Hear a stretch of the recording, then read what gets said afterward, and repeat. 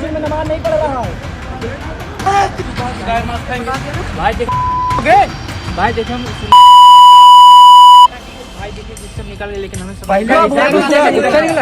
अभी पूरा 1 साल भी नहीं गुजरा है। 26 दुकानों को नोटिस मिला है। सब हिंदुओं की दुकान है।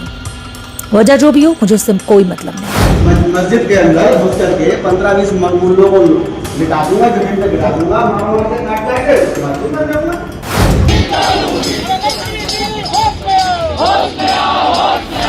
गौरक्षा के नाम पर कानून चलेगा या फिर भीड़ का फैसला?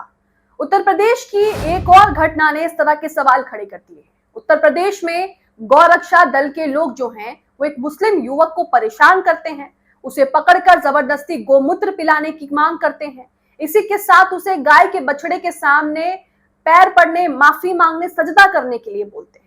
दरअसल मामला यह है कि गौरक्षा दल वाले एक मुस्लिम युवक को पकड़कर उस पर आरोप लगाते हैं कि भाई इसने गौ माता को लेकर कोई आपत्तिजनक कमेंट कर दिया है, जिसके बाद सभी के सब उस मुस्लिम युवक के पीछे पड़ जाते हैं। अब यहाँ पर सवाल ये है कि अगर उस शख्स ने ऐसा कुछ कहा भी है, ऐसा कुछ किया भी है, तो आप पुलिस के पास FIR दर्ज कराइए, आप कानून का दरवाजा खटखटाइए, पुलिस प्रशासन पर जाइए, कोर्ट जाइए, उसके खिलाफ मुकदमा दर्ज कीजिए, लेकिन आप उसको सजा सुनाने वाले या फिर आप उसको इस तरह से रोड पर प्रताड़ित करने वाले होते कौन हैं? क्या कानून इस देश में जिंदा है या नहीं है? कानून का राज खत्म होता जा रहा है। उत्तर प्रदेश में बड़ी बड़ी बातें कही जाती हैं कि कानून जो है यहाँ पर कानून का राज है, योगी जी जो है बहुत अच्छे से कानून व्यवस्था का पालन करवा रहे हैं, कर रहे हैं, लेकिन कानून का राज और कानून की व्यवस्था उत्तर प्रदेश में क्या है, एक बार फिर से इन तस्वीरों ने पोल खोल दी है। नमस्कार, आप देख रहे द लाइव टीवी और मैं हूं आपके साथ मुनवर रहमान। द लाइव टीवी, सच सबसे आगे। तो उत्तर प्रदेश से जो मामला आ रहा है वो आपको दिखाएंगे। इसमें एक वीडियो भी सामने आ रहा है जिसमें युवक के साथ किस तरह से वो लोग बदतमीजी कर रहे हैं, उसे घेर करके प्रताड़ित कर रहे हैं। आप सोचिए, एक मुस्लिम युवक है और सारे लोग उसको घेर करके, कोई उससे कह रहा है कि गोमूत्र पी, कोई उससे कह रहा है कि गाय के बछड़े के सामने सजदा कर, तो कोई उसे गाली गलौज भी कर रहा है। तो यहाँ पर आप देखिए, ये बाराबंकी उत्तर प्रदेश का मामला है। इसमें विमलेश शर्मा जो स्टेट प्रेसिडेंट है श्री राम सनातना सेवा समिति के, उनके साथ कुछ गौरक्षा दल के मेंबर्स हैं जो मुस्लिम युवक को परेशान कर रहे हैं। विडियो देखिए। मस्जिद में नमाज नहीं पढ़ रहा है। भाई देखिए हम ये हाथ जुड़वा रहे हैं उनके सामने। गाय मांस खाओगे तुम? गाय मांस खाओगे? अरे भाई हम बोल रहे हैं उनके बाप को फोन मिलाओ। फोन ये देखिए, गाली गलौज की जा रही है, लगातार उसके साथ मारपीट हो रही है। कभी कोई यहाँ से, कभी कोई यहाँ से थप्पड़ों की बारिश कर रहा है। यह हाल है उत्तर प्रदेश का। ये तो मैया याद है कोई है। ये कौन बोल रहा है? झूठ नहीं बोल रहा, झूठ नहीं।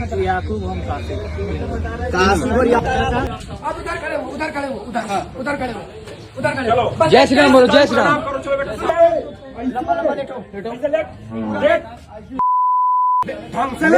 पूरा लंबा मस्जिद में नमाज नहीं पढ़ रहा है।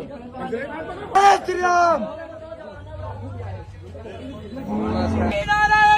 इस वीडियो को देखकर आप इतना तो अंदाजा लगा सकते हैं कि हमारे देश की युवा की मानसिकता जो है वो किस कदर सड़ती जा रही है, और इन लोगों का कोई इलाज नहीं है।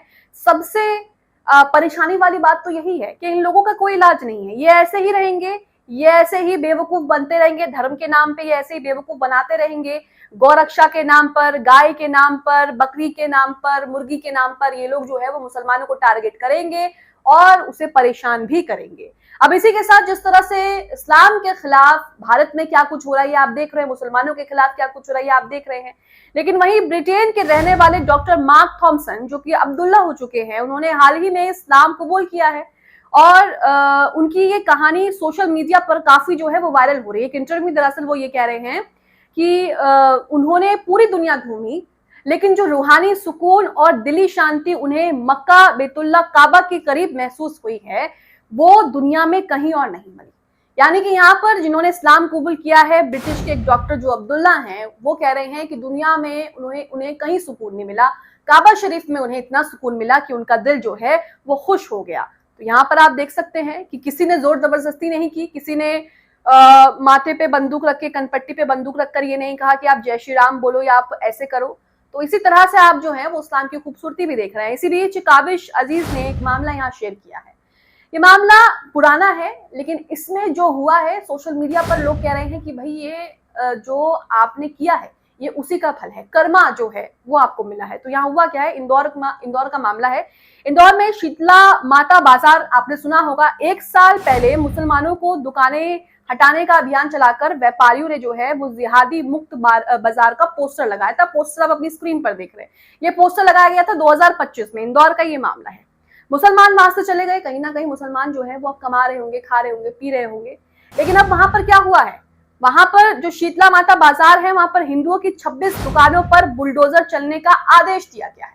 अब कई लोग कह रहे हैं कि भाई ये जैसे को तैसा हुआ है। आपने गरीबों के पेटों पर लात मारी, आपने जो वहां पर गरीब थे उनका धर्म देखकर उन्हें वहां से हटा दिया। हालांकि वो बाजार हिंदू मुस्लिम की एकता का मिसाल दिया करता था किसी जमाने में, लेकिन वहां पर देखिए नफरत की राजनीति पहुंची और मुसलमानों को निकाल दिया, जिसके बाद अब हिंदुओं की जो 26 दुकानें हैं उन पर बुलडोजर चलने वाला है।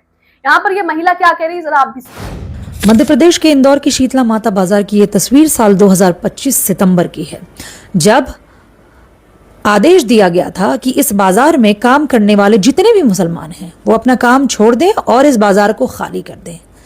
इस बाजार पर बाकायदा मुस्लिम मुक्त होने का पोस्टर लगाया गया था और वहां पर जो व्यापारी एसोसिएशन था उसने इसका समर्थन किया था। यह आदेश दिया था वहां की विधायक मालिनी गौड़ के बेटे एकलव्य गौड़ ने, क्योंकि उसके अंदर का जो कट्टर सनातनी था वो जाग गया और वो मुसलमानों को बर्दाश्त नहीं कर पा रहा था। वो मुसलमान जो बरसों से वहां पर थे और ये बाजार हिंदू मुस्लिम एकता की एक मिसाल थी। अभी पूरा 1 साल भी नहीं गुजरा है, 26 दुकानों को नोटिस मिला है। सब हिंदुओं की दुकान है। वजह जो भी हो, मुझे उससे कोई मतलब नहीं है। तो यहाँ आप देख रहे हैं कि आप जो करते हो, या फिर यूं कहें कि बड़े बुजुर्ग क्या गए, आप जो बोते हो आप वही काटोगे, और वही हो रहा है। गाजियाबाद से एक और नफरती बयान सामने आ रहा है। यहाँ पर कुछ राष्ट्रीय बजरंग दल के लोग इकट्ठा होते हैं, पंचायत लगाते हैं, और वो जो कह रहे हैं आप उसे सुनिए कि किस तरह से वो भाषण में कह रहे हैं कि मस्जिदों में जाकर मुसलमानों की हत्या करो। हत्या करने के लिए उकसाया जा रहा है, धमकियां दी जा रही हैं। ये सब एक ऐसे देश में हो रहा है जहां पर हिंदू मुस्लिम सिख ईसाई सब मिलजुल कर रहते हैं। ये देश किसी एक कौम का नहीं है, यहाँ पर सभी लोग मिलकर रहते हैं। उस देश में इस तरह की चीजें हो रही हैं। कौन जिम्मेदार है? सरकार जिम्मेदार है, क्योंकि सरकार पर आरोप लगते हैं कि सरकार ही ऐसे लोगों का संरक्षण करती है, और तो और इन लोगों को ताकत देने के साथ साथ इन लोगों पर कार्रवाई भी नहीं होने देती।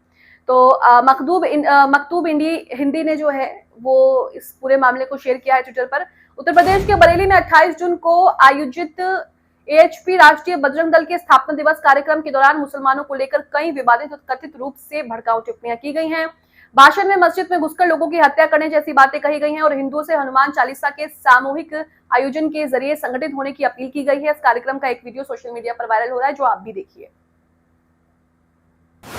सुरक्षा कवच बनता है, तो मैं ये मान करके चल रहा हूँ, सुरक्षित रहना चाहिए। अरे बुजुर्ग में किसी के हाथों बकरे की तरह क्यों बढ़ते कटेंगे? तो उस दिन कटेंगे जिस दिन तो हमने लगी मस्जिद के अंदर घुस करके 15-20 मकबूलों को लिटा दूंगा, जमीन पर गिरा दूंगा, मार के काट जाएंगे, उसके बाद दूर कर जाऊंगा।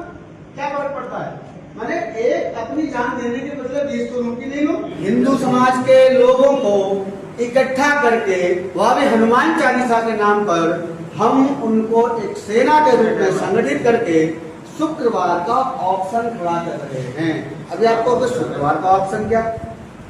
शुक्रवार का ऑप्शन है बड़े भाई का कुर्ता पहनना, छोटे। तो यहाँ आप देख सकते हैं कि इस देश में क्या हो रहा है, क्या चल रहा है। कब सरकार बोलेंगी, कब जिम्मेदार लोग बोलेंगे, कब बड़े बड़े मुस्लिम नेता इस पर आवाज उठाएंगे, हम सब यही इंतजार कर रहे हैं।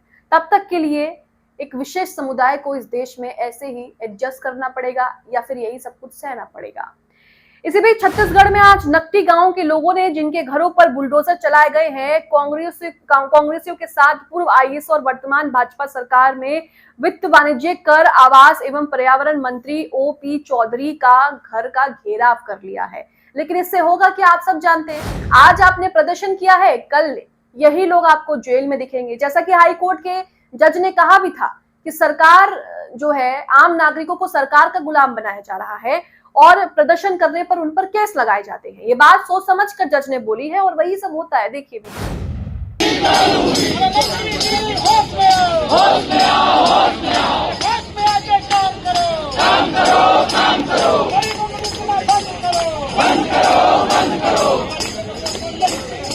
जमकर प्रदर्शन हो रहा है, जमकर नारेबाजी की जा रही है, लेकिन होगा क्या?